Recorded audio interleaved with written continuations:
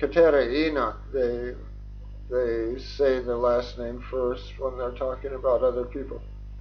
And this is a tree that was kind of a landmark to me in the middle of the part of New Longoro where they lived. And we set out from that approximate area, and the first thing we come to is a big flatland. It's all a big flatland. The river has cut fairly deep into a broad flatland on either side of it.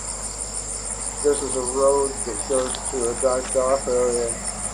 You can see the dike there in the upper center, upper left now.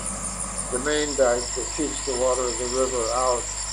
And then there's this catchment area that apparently is not put to agricultural use and is just allowed to catch the spillover from the main dike during the annual floods. And this is the bridge. This is the bridge that connects Rongahafo with the northern region of Ghana.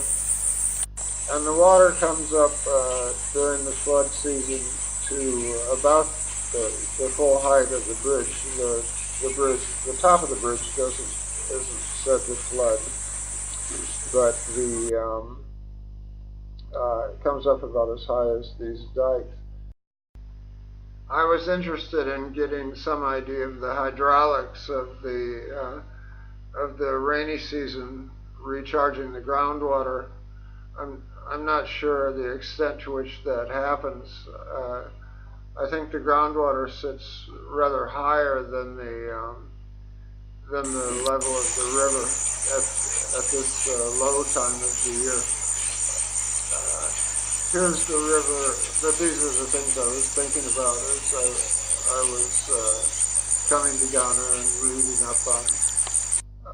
reading up on the geology of Ghana. Here's some boats, the kind of boats that people have along the river, and a few shots now of people standing in front of the river to give some sense of how big it is.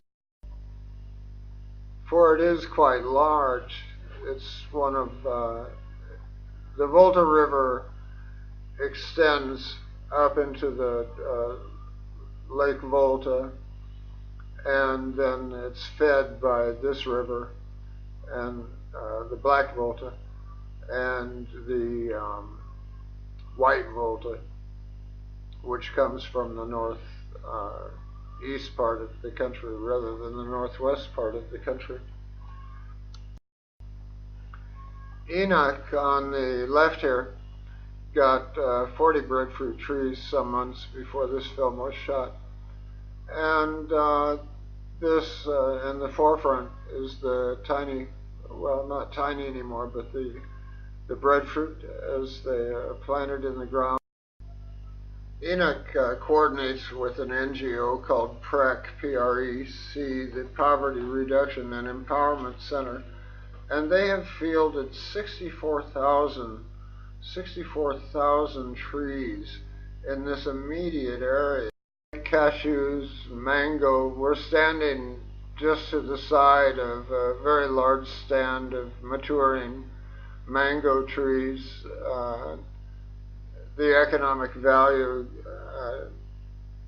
kind of filled me with the notion of what the breadfruit plantations will be worth to families such as his, and they have land. They have land, but they don't have the right mix of crops that could make them as wealthy as they would otherwise be. So this is the purpose of bringing in these 64,000 trees. With respect to 40 breadfruit trees, such as this small one in the foreground, 40 breadfruit trees that he got earlier in 2016, he's done different things with them. He's spread them around, he's made little groves, he's made individual plantings, and this is not by the river, although it looks very much the same land formation. Of course it is. But the mango grove behind us, or off to the screen left, is just enormous, and the trees are getting enormous among these 64,000 trees they brought in. So these are people who are going to be wealthy in a small way in the next generation, and to some extent the present generation.